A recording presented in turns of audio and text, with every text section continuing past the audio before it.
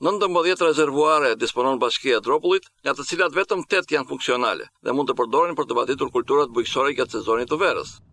Strukturat vendore të Bashkisë së Dropullit tashmë janë gati për të funksionuar rezervuarin e Pepelit dhe 4-5 rezervuar të tjerë në shërbim të fermerëve për të vaditur mistrin dhe kulturat të tjera bujqësore.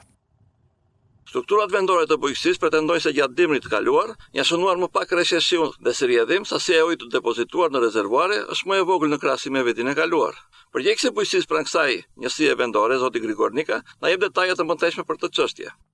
Deri tani janë pastruar tëra kanalet vaditëse, të para, të dyta dhe të treta. Nga vitet e tjera si vjetë reshjet kanë qenë, dim të tërë, shumë të pakta, kemi më pak ujë në për liqene, po është mbjell më pak sasia e mistrit, është planifikuar që të vaditen në mënyrë të periodike dhe të tërë të marrin ujin e dëshiruar që të kemi prodhimin e duhur. Është planifikuar dhe nga vetë fermerët, e dinin gjendjen e liqeneve dhe kanë mbjell më pak nga viti kaluar që të përballojnë. Si përfaqja e mbjell me misër në gjithë fushën e Dropullit?